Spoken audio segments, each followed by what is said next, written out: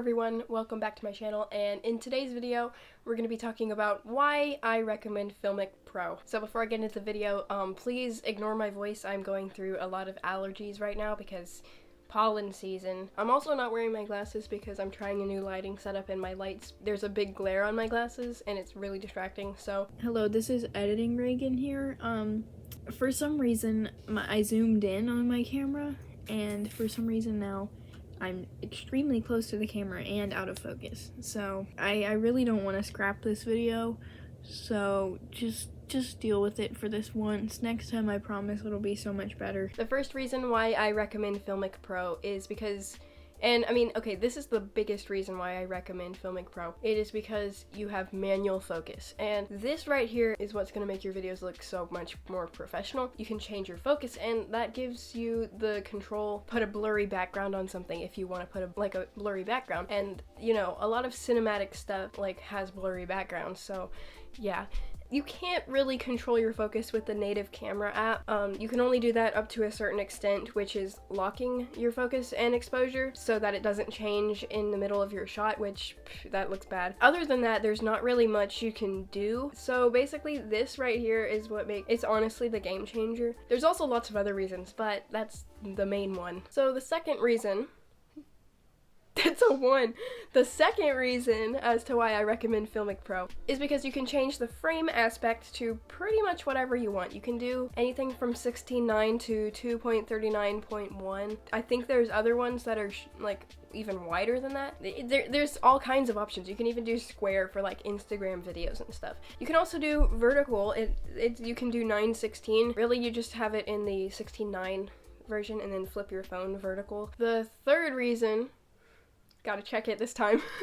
The third reason why I recommend Filmic Pro is because you can change the frame rate to pretty much anything your phone is capable of doing. Anything at all. You could do some random number like 36. You can do any number, any combination. Say your phone only goes up to 120 FPS. You can do anything in between that 1 frame per second and 120 FPS frames per second. That's pretty cool right there, because with the native camera app you have options, but it's not that many. Really, you have a very limited option. With Filmic Pro you can basically do literally anything you want to do. The fourth reason as to why I recommend Filmic Pro is because you can change your exposure and ISO and shutter speed. Literally all of that, you can change it, and you can literally adjust it to whatever you want. You can do some of that with, I think the newer iPhones can do that, but at least for me, I can't exactly change more things than the focus or locking the focus and exposure. That's the only thing I can do. So having Filmic Pro is great for that. The fifth reason why I recommend Filmic Pro is because there's a zoom thing, and I mean, okay, actually, I don't recommend that.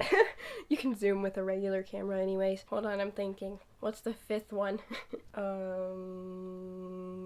Okay, so the fifth reason is basically just everything else. It's so customizable. You can do literally any combination of things you could possibly want. You can save presets for that. You could do 120 FPS in Instagram square format. I don't know. I've never used that, but honestly I think one of the other best things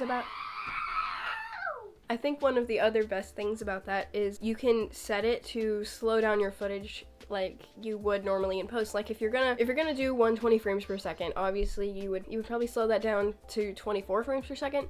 And what you can do is you can do footage playback.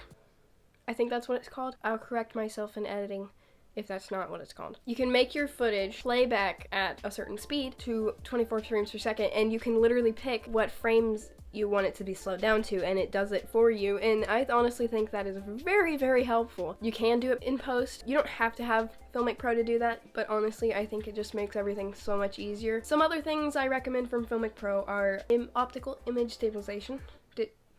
Digital image stabilization, I don't know what it's called, apparently. It stabilizes your footage for you, digitally, sort of. I use that a lot. Sometimes when I want shaky footage, for my short films, I turn it off. My recent video, Flowers, the B-roll short film one, I did not use a gimbal, which I should have used a gimbal, because filming close-ups is tricky because it's so tiny. You can see every single little movement, And I mean, even I did have image stabilization on, and you can still see that it's kind of shaky. Yeah, there's only so much I can do with that. And I mean, I could have done digital stabilization, but I don't really like how digital stabilization works, and it's a lot of work for me. Yes, that's lazy. I realize that. So next time I will definitely be using a gimbal. Let me see if I can think of any other stuff. Oh, this is very important. Oh, how did I forget this? Audio levels.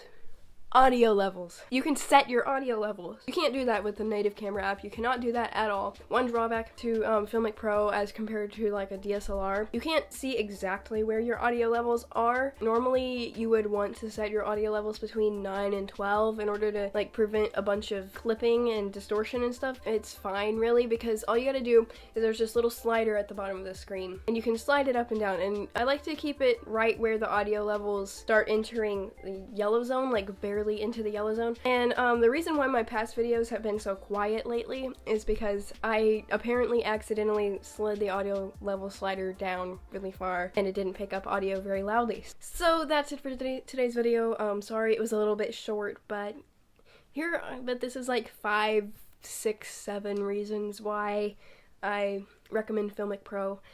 There's honestly tons of reasons more, but these are like my main ones. So anyways, that's it for today's video. I'll see you guys in my next video. Signing out.